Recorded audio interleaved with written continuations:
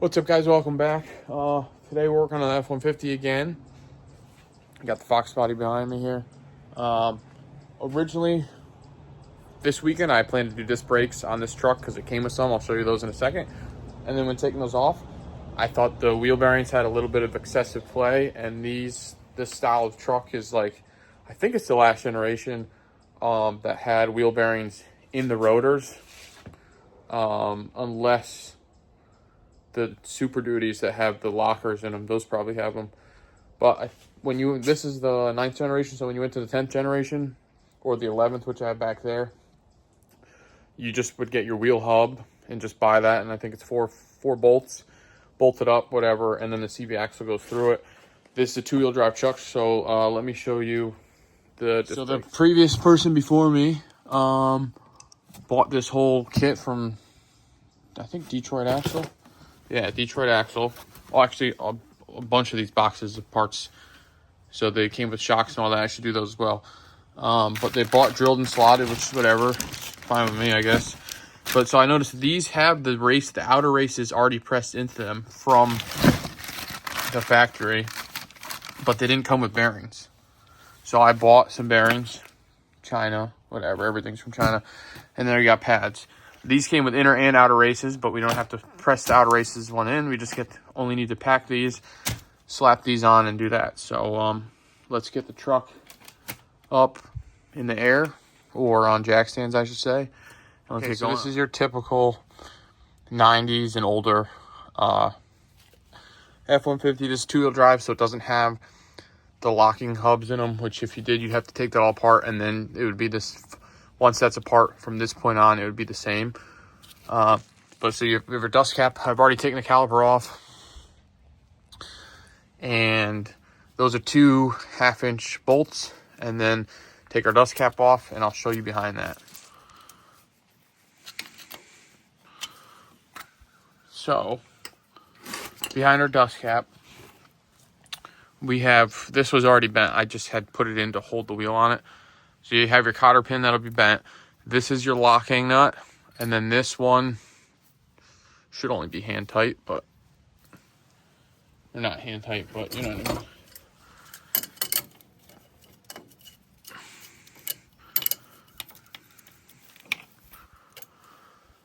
So then once you let this go, the whole thing should fall off, and you'll see our front wheel bearing.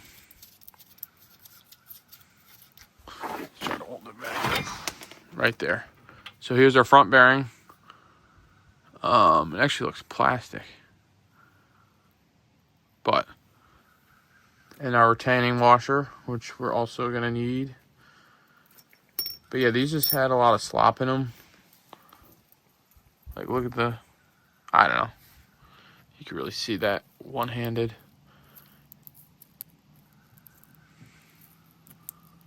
Yeah. I don't know, I just wasn't a fan, so I figured while I'm already in here, doesn't make sense not to replace it. So that's why we got new ones. And then let me put the camera down. We'll take off. Now you can see here's our rear bearing, which is now, but they're just, I don't know, more play than I would like in them. Although this is supposed to pop out, but I think whatever. Anyways, so I'm gonna clean this up, pack those bearings, put this all back together. These drums, or discs rather, I'm sorry, aren't that bad. They're not terrible. But the person before me, it's really the pads that needed because those were smoked. But the person before me bought the whole kit, and it came with the truck, so why would I not put it on? So we're going to get this cleaned up, pack some bearings, get it greased up, and yeah, get this all installed.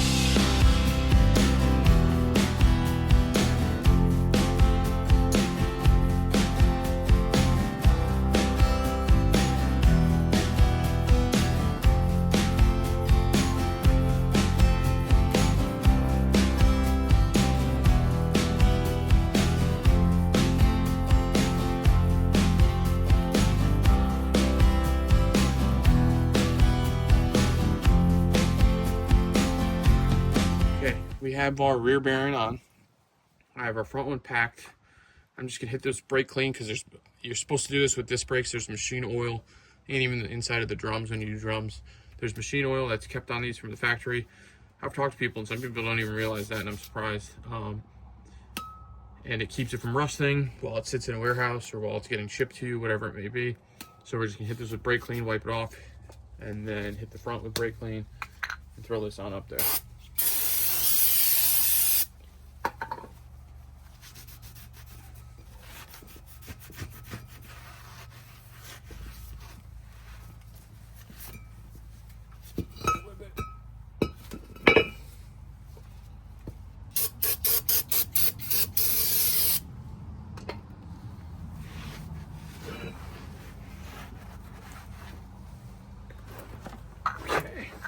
Now,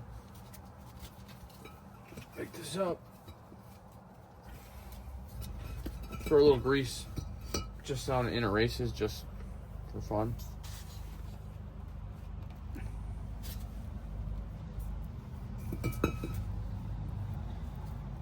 So it's nice, smooth.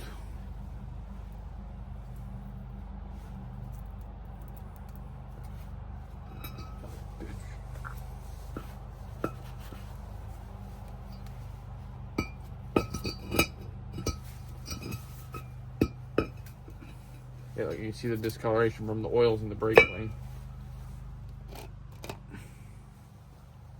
Although you might not be able to see that on camera. I'm not sure where the camera's pointing right now.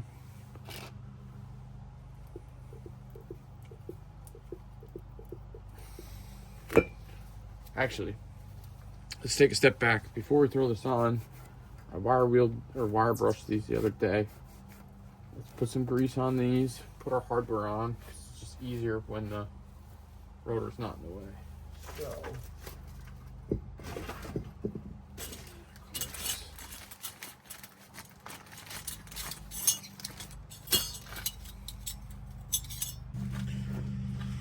okay, these gone like this. I'm gonna grease under them.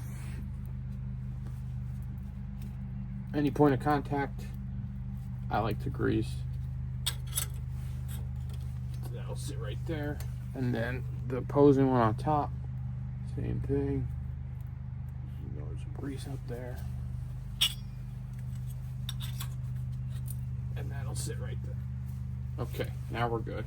Now we're good to put our brake rotor on and our wheel bearing assembly, whatever you want to call it. Back on there. Just clean this off. Obviously, this is got flat, so it only goes on one way. So let's take this bad boy, put it on up there, find that bearing right there. Now take our front bearing, put that in.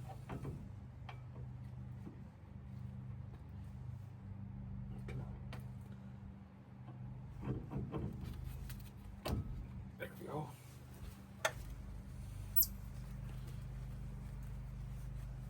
Then we'll take our washer, then our nut, 27 millimeter by the way. There we go, I think. Nope, on the wrong side.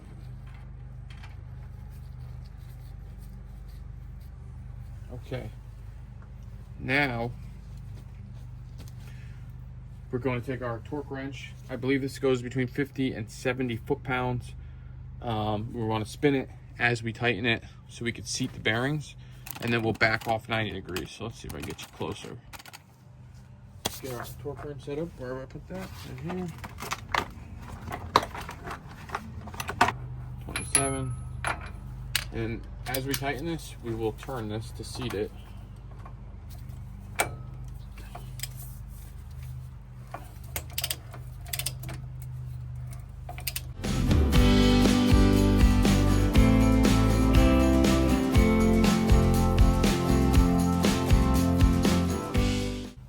Don't forget this, save your life.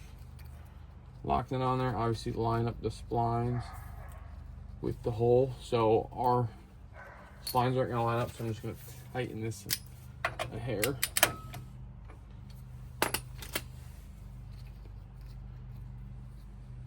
Right there.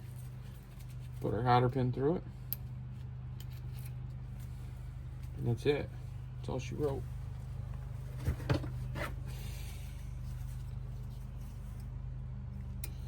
We gotta bend our cotter pin. It's crazy to believe that just this little cotter pin is what holds the nut from backing off. Wild design on this stuff. But I guess, you know, you think about it, the press fits and all that with the bearings. Okay, now we're back to your typical pad swap, whatever. So I'm gonna brake clean this before we seat the pads on. But I don't have a disc brake tool. Never had. I've always used a C-clamp. I always just take the old brake caliper. Look how much meat we had. Not much. Better than metal on metal though. But yeah, I would just take the old brake pad, put it in there, and then do the old C-clamp.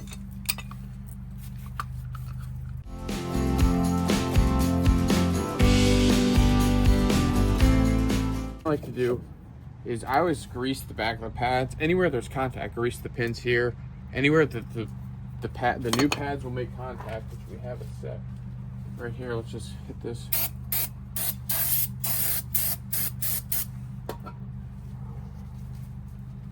Dirty rag.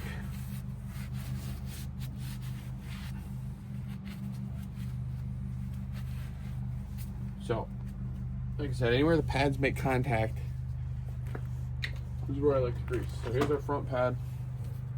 This is our front because it's got the clips. So this will sit in here like that. Now I've already greased the slides, or not the slides. Well, I guess they're the slides. And then also, these are your caliper bolts. You don't want to grease the threads, but you want to grease the shaft here because that's where the caliper rides back and forth on. I'm always surprised when I see people do brakes that don't grease the slides or forget that it's a key part when it comes to this. Put in there.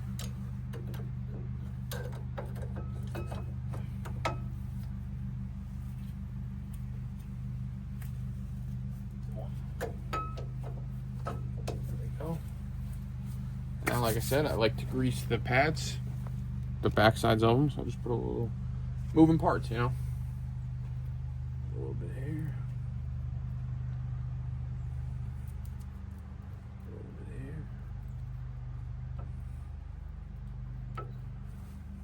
And then when it's all together, I'll just wipe away the excess. Let me get this whole back. Now, bigger caliper.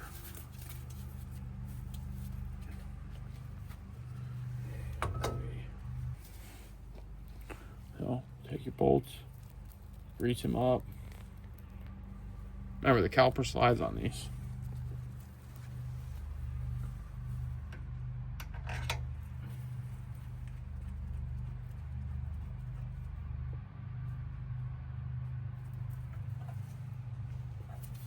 Guys, there you have it. New rotor, new pads, new wheel bearings. Pretty simple process. Now we're just going to repeat it on the other side. No point in filming that. And Detroit axle literally includes, this is just what the guy bought before me, but it includes the pins, the pads, and then in the box over here, it's also got brake fluid and then both rotors. It's just weird that it came with the outer bearing races and didn't come with the inner bearing races. Or, I mean, the inner bearings. It just came with the outer races. But yeah. Anyways, guys, there you have it. I figured I'd film this. Not a lot of people do old school bearings anymore. I'm pretty sure it stopped in the late 90s. Super Duties may do it because they still have the locking hubs. F-150s came with vacuum hubs, not manual hubs. So, I don't know. But it's always, I don't know, in case you don't know how to do it or whatever. I figured I'd just film it. But yeah. Now to do the other side.